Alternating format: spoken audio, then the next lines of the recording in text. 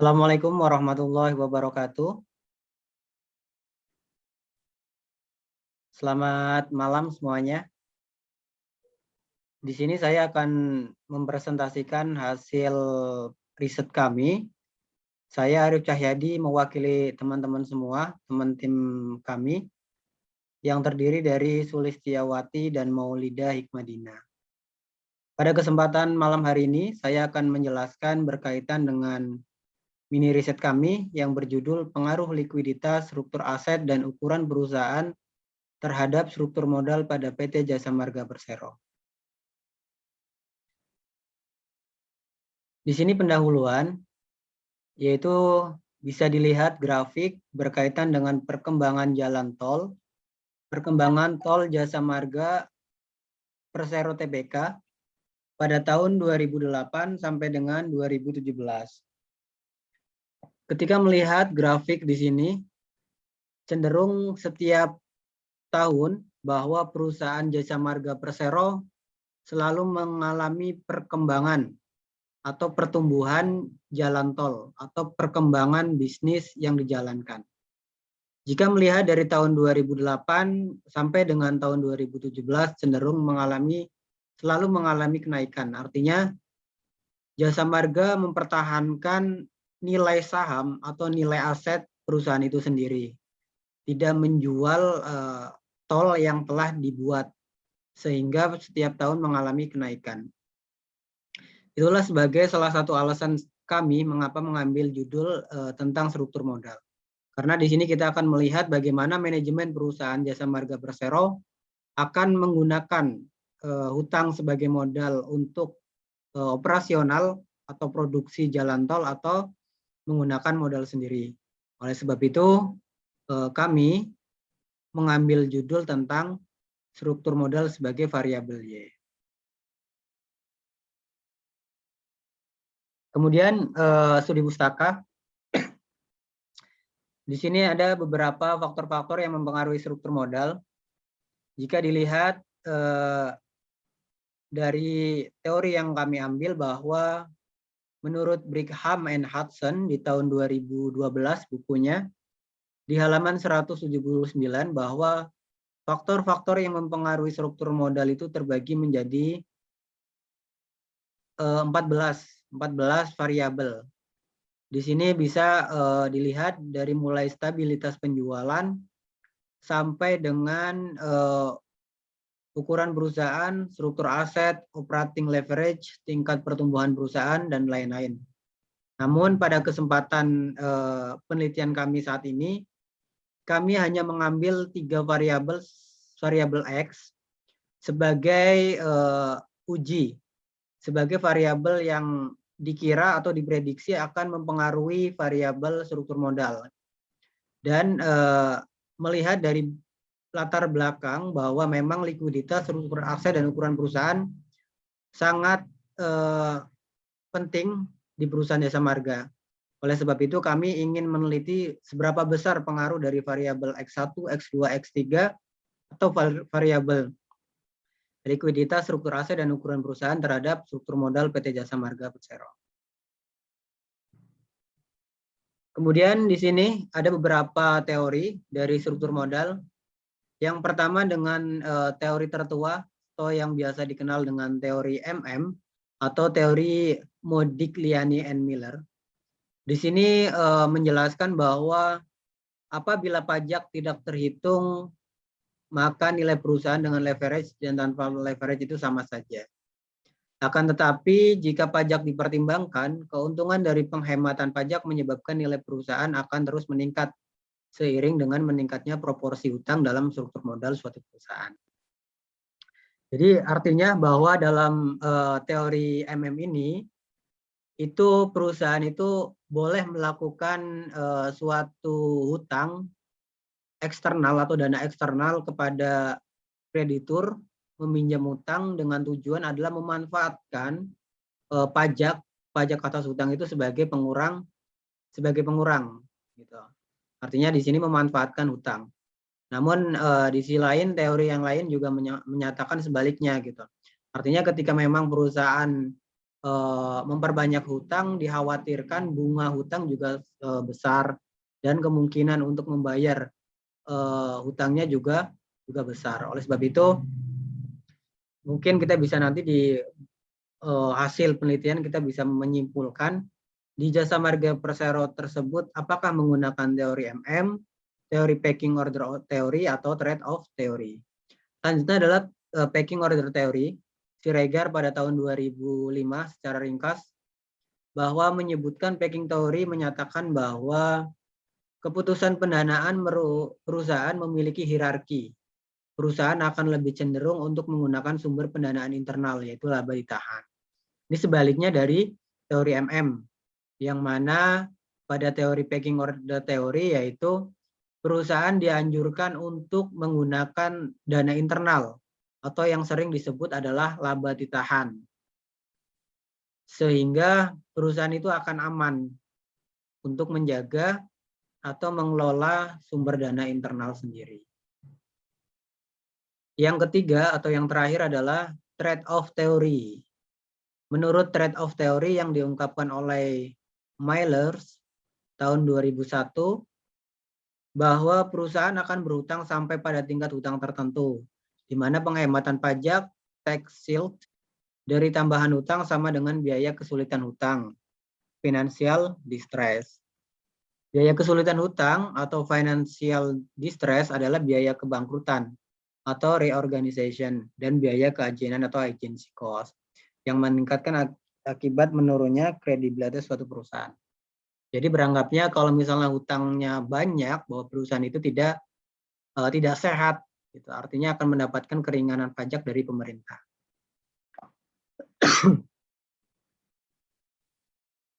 Selanjutnya ini adalah kerangka pemikiran, bisa dilihat bahwa ada beberapa variabel, yaitu variabel X1, X2, dan X3.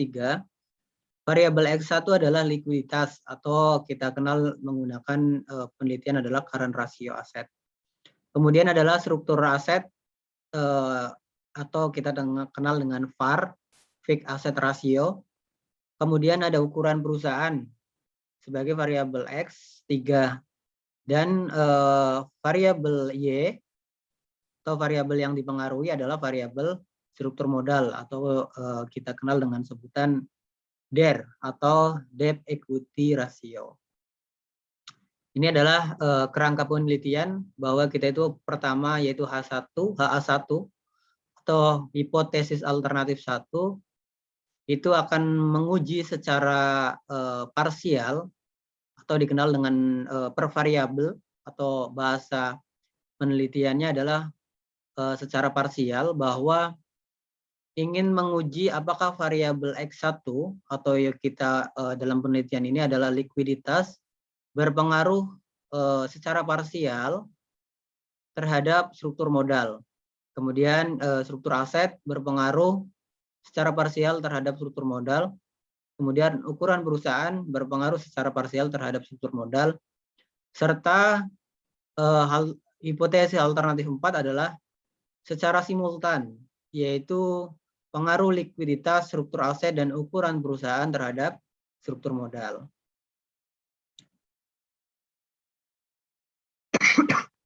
Kemudian metode penelitian yang digunakan dalam penelitian ini adalah jenis dan sumber data.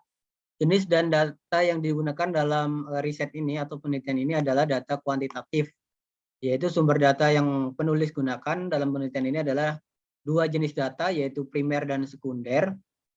Yang primer adalah sumber data yang kita ambil atau yang kita dapatkan dari wawancara langsung terhadap salah satu manajemen perusahaan jasa marga untuk menanyakan berkaitan dengan judul yang kami ambil. Kemudian data primer, data sekunder adalah data yang kita akses atau data yang kita ambil dari internet. Kita ada dua website yang digunakan untuk menarik atau mengambil data. Yang pertama adalah dari IDX, Bursa Efek Indonesia, Indonesian Stock Exchange, kemudian dari website perusahaan sendiri, yaitu www.jasamarga.ac.id. Bisa diakses di situ untuk lebih lengkapnya. Itu yang beberapa website yang digunakan untuk mengambil laporan keuangan.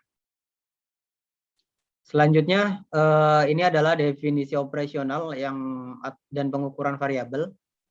Artinya di sini adalah beberapa rumusan yang digunakan untuk menentukan angka masing-masing variabel untuk penelitian atau sebagai data yang akan digunakan untuk penelitian. Pertama adalah variabel dependent, debt equity ratio. Yang digunakan dalam menentukan DER adalah total hutang dibagi dengan modal sendiri. Kemudian variabel independen, yaitu variabel likuiditas, kita menggunakan current ratio. Memang di likuiditas itu ada beberapa rasio sebenarnya, tapi yang kita gunakan dalam penelitian ini adalah current ratio, yaitu aset lancar dibagi dengan hutang lancar. Kemudian ada struktur aset atau kita sebagai X2, fixed asset ratio adalah aset tetap dibagi dengan total aset. Kemudian yang terakhir adalah ukuran perusahaan atau X3. Ini di sini kita banyak dari penelitian terdahulu atau teori yang menyatakan bahwa ketika peneliti menggunakan ukuran variabel, yang digunakan adalah biasanya adalah rumus dengan logaritma total aset. Rumusnya itu ln total aset. Kemudian yang selanjutnya ada beberapa hasil penelitian dan pembahasan yang akan saya sampaikan. Pertama yaitu statistik deskriptif. Di sini kita bisa melihat hasil dari analisis deskriptif tentunya. Di sini dalam kolom bisa dilihat ada jumlah penelitian di kolom N, kemudian minimal itu adalah nilai paling rendah, kemudian ada maksimal, min, dan standard deviation. Ini untuk mendeskripsikan masing-masing data dari yang terendah sampai dengan yang maksimal di statistik deskriptif. Kemudian yang berikutnya adalah uji asumsi klasik. Uji asumsi klasik adalah persyaratan statistik yang harus dipenuhi pada analisis regresi. Pengujian asumsi klasik untuk mendapatkan model regresi yang baik. Model regresi dikatakan baik apabila memenuhi syarat bahwa data yang kita teliti itu berdistribusi normal, terbebas dari masalah multi-call, heteros, dan autokorelasi. Jadi biasanya uji asumsi klasik itu memang harus dilakukan ketika peneliti itu melakukan analisis regresi. Tujuannya apa? Tujuannya adalah untuk mengetahui apakah data yang peneliti gunakan itu baik atau tidak. Gitu. Apakah data yang peneliti akan gunakan itu bisa atau tidak. Gitu. Makanya harus dilakukan uji asumsi klasik. Tujuannya adalah menentukan bahwa data yang digunakan itu benar-benar valid. Data yang digunakan adalah benar-benar data yang baik untuk dilakukan penelitian. Ketika memang ada beberapa data yang memang tidak lolos dalam uji asumsi klasik yang meliputi normalitas, multi-call atau heteroskedastisitas, bahkan autokorelasi, maka perlu dilakukan perbaikan data untuk supaya data itu bisa dilakukan penelitian sehingga hasilnya itu valid atau bisa dipertanggungjawabkan. Yang pertama adalah uji normalitas. Di sini kita melihat bahwa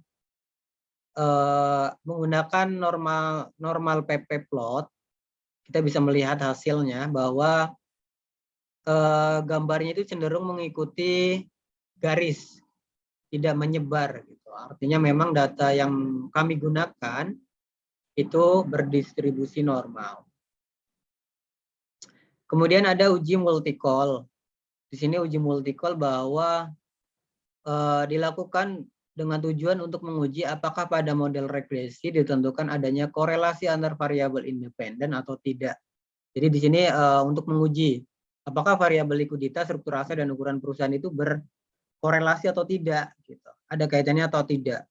Dan di sini hasilnya adalah bahwa uji multi-call yang digunakan data dari likuiditas, struktur aset, dan ukuran perusahaan itu lolos dari uji multi-call. Artinya tidak ada korelasi antar variabel independen. Kemudian yang selanjutnya adalah uji heteroskedastisitas, yaitu digunakan untuk menguji apakah dalam sebuah model regresi terjadi ketidaksamaan varians dari residual atau error suatu pengamatan ke pengamatan lain. Berikut adalah hasil uji heteroskedastisitas. Di sini menggunakan scatter plot, bisa dilihat gambarnya. Cenderung tidak membentuk suatu titik tertentu ya, masih ada terpisah atau memencar, itu artinya masih lolos dalam uji heteroskedastisitas. Artinya tidak ada titik-titik yang mengumpul yang bentuk suatu bentuk atau suatu wujud tertentu. Makanya di sini bisa melihat bahwa data yang kami gunakan itu lolos dari uji heteroskedastisitas. Selanjutnya adalah uji autokorelasi, yaitu bertujuan untuk menguji apakah dalam regresi linear ada korelasi antar kesalahan pengganggu pada periode 1 dengan kesalahan periode sebelumnya. Dilihat bahwa berdasarkan kita ngujinya di sini menggunakan rantes pada uji autokorelasi, dan hasilnya diketahui bahwa nilai signifikansi itu 0,123. Bisa melihat dari hasil tabelnya. Ini merupakan bahwa data yang kami gunakan itu lolos dari uji autokorelasi. Kemudian ini ada analisis regresi berganda, yaitu bertujuan untuk menguji sejauh apa dan bagaimana pengaruh variabel independen terhadap variabel dependen. Di sini ada melihat rumusnya, yaitu X sama dengan konstan ditambah dengan X1 ditambah dengan X2 ditambah dengan X3 ditambah error. Di sini konstannya adalah negatif 27,527 plus X1 karena hasilnya negatif, maka kurangin 0,737 X1 plus 0,668 X2 plus 1,223 X3. Selanjutnya adalah uji koefisien determinasi. Di sini adalah koefisien determinasi digunakan untuk mengetahui seberapa besar presentasi sumbangan atau kontribusi pengaruh variabel independen terhadap variabel dependen. Berikut adalah uji koefisien determinasi. Bisa kita lihat bahwa kita menggunakan adjusted R-square. Kita bisa melihat bahwa nilainya adalah 0,75% atau 75%, 0,75 atau 75%, itu pengaruh variabel X1, X2, dan X3. Gitu. Jadi artinya masih ada 25% yang kemungkinan variabel variabel X itu masih bisa mempengaruhi struktur modal, gitu. Karena yang diuji baru 3 variabel, tapi memiliki pengaruh sebesar 75%. Selanjutnya adalah uji T, uji parsial. Bahasa statistiknya yang dikenal dengan uji parsial. Kita bisa melihat bahwa di sini adalah untuk mengetahui pengaruh antar variabel, yaitu pengaruh variabel X1 terhadap Y, variabel X2 terhadap Y, variabel X3 terhadap Y. Bisa melihat bahwa nilai T tabel atau T hitung, ini T output itu biasanya T hitung, itu bahwa variabel likuiditas mempengaruhi struktur modal secara negatif. Kemudian struktur aset berpengaruh positif terhadap struktur modal. Kemudian ukuran perusahaan berpengaruh positif juga terhadap struktur modal. Artinya hanya satu variabel, yaitu variabel X yang berpengaruh negatif terhadap struktur modal. Artinya semakin tinggi nilai likuiditas, maka akan semakin rendah nilai struktur modal. Karena berlawanan, pengaruhnya itu berlawanan. Namun sebaliknya berkaitan dengan struktur aset dan ukuran perusahaan. Ketika struktur aset dan ukuran perusahaan naik keadaannya, maka struktur modal juga akan naik. Kemudian yang terakhir adalah uji F, uji simultan, adalah untuk menentukan apakah variabel X1, X2, dan X3 secara simultan berpengaruh terhadap struktur modal. Dan di sini bisa melihat bahwa ternyata variabel X1 dan X2 dan X3 berpengaruh positif terhadap struktur modal. Kemudian kesimpulan, berdasarkan hasil pengujian data yang sudah dilakukan bahwa likuiditas berpengaruh negatif, ukuran perusahaan berpengaruh positif, ukuran ukuran perusahaan berpengaruh positif, struktur aset juga berpengaruh positif. Dan secara simultan bahwa likuiditas, struktur aset, dan ukuran perusahaan berpengaruh positif. Sarannya adalah perusahaan harus mampu mempertimbangkan keputusan pendanaan yang akan diambil, baik menggunakan modal sendiri maupun menggunakan utang. Perusahaan harus mampu memilih sumber dana yang dapat memberikan manfaat yang lebih besar dibandingkan dengan pengorbanan bagi perusahaan. Serta untuk meneliti berikutnya dapat menambahkan variabel selain yang diuji dalam penelitian ini. Artinya tadi dijelaskan bahwa memang masih ada 25% kemungkinan variabel di luar penelitian ini yang bisa diambil sebagai penelitian berikutnya. Karena masih ada varian 25% untuk menyampai 100%. Artinya masih bisa digunakan untuk peneliti berikutnya. Kemudian ini adalah daftar pustaka atau referensi yang saya ambil. Ada beberapa jurnal dan buku-buku berkaitan dengan struktur modal. Mungkin itu saja yang dapat saya sampaikan.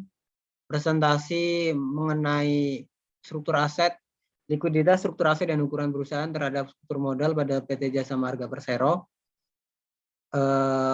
Semoga bisa bermanfaat dan terima kasih atas perhatiannya.